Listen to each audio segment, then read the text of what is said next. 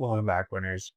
If you listened to last week's podcast, you got to hear from, I believe it was 19-year-old Drop the Jack when I just wrapped up my second year of college. I was graduating early, so I was staring down what I just hit me was I was about to enter my senior year.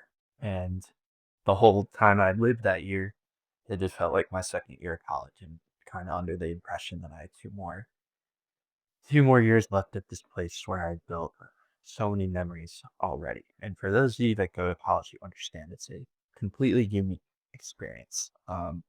You are given a lot of freedom and a lot of exposure that a lot of people in your age that don't go to college don't necessarily have as much easy access to. And it forces you to basically create a personality to fit into an environment that doesn't really exist outside of the bubble that it exists in.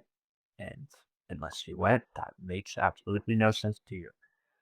But anyway, it's still a tough realization nonetheless when you know that after you graduate college, the theme is you just get right back. You just get right into the workforce, right? You just get a job or you're supposed to have it all figured out.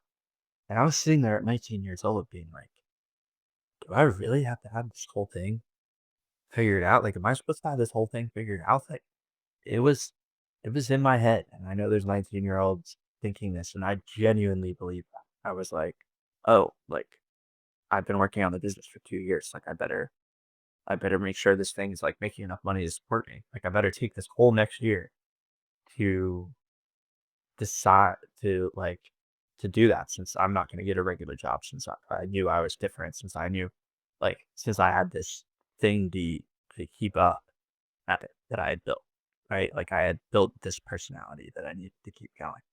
And it's crazy to say that now.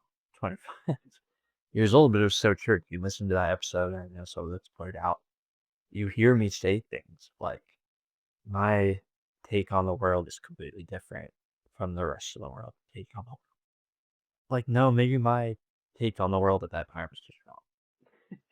Maybe my take that I had needed to not get the regular job that I needed to because I started building something on my own, keep building something on my own and by any means necessary. So whatever was distracting me from building this thing at the time needed to go. And at that time, I was a track captain and I was running cross country at this college. And that was another dream that I had in high school was to run in college and play college sports. And I was doing that. And that summer, I just, especially after this podcast, frankly, that I recorded, that it was like I was trying to remove everything that was distracting me from having it all figured out by the end of this year. So what did I do? I quit the team like 3 months later. I didn't feel confident. I didn't feel comfortable taking a scholarship.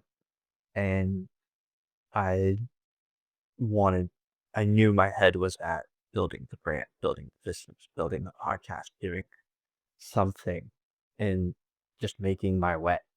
For me, that felt a lot more important than a track career that at its best I would try to make the Olympics twice and stand around at 30 and go coach again. Like the ceiling wasn't there for me. And I've always been a very long-term thinker. And for me, running is something I did because I was good at it, not because I necessarily loved doing it. And that's a sad realization a few years later, but it was true. And I just wasn't willing to accept it back then. I'm willing to accept it now. um, But that's what led to all this. That's what led to where I'm at now. That's what led to me being able to experience the things now, like the six-figure years and the $10,000 months and the going to those locations on a dime and now moving to Portugal here in literally 2 weeks or 3 months and then probably 12 months after that, just because I make money online and I don't have a reason to be at a specific location at any given time. And that's what 19-year-old Jack wanted to have figured out.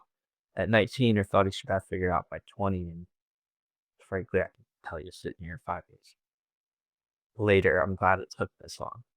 I'm glad, even now, just the beginning. Now it's about just, now the game is sustaining, and then it's growing. I'm not even focused on 10xing from here. I just want to have fun right here. I want to have fun right here, and I want to show that I can control it, and I'm not too obsessed with making it 5 times X bigger than what it is. I know if I sustain it here, a byproduct of sustaining it here is going to grow. Another thing 19-year-old Jack had no experience with. But now that I've seen it and I've seen it the other way where you jump the gun and try to go really fast, you reinvest all your resources. I want that right now. I want that kind of pressure right now. I want to settle in. I want to go to Portugal during our time. And I want to be continue being completely locked in. And if that takes us 5x higher, great. Then I'll know I put in the work to handle it. But I'm not too concerned with that. Yeah. And I'd be looking back at listening to the last episode, like that kid knew the awareness of what was important to him as a kid. And I'm so grateful for that. I was very aware of what was important to me. I more or less decided in that moment that a normal life is not going to be like the status quo is not going to be my normal. My normal life is going to be on my own terms, and I was going to enjoy it as much as possible. You even hear me say, "I can't believe I got one more year to make my raise." That's another year, where another reason for removing myself from the track team is I wanted to build relationships with people outside the track team. My close friends were not in sports. As weird as that might sound, they were dorks. They were dorks on the courts, and it's fine. They're great people, but they just weren't my people.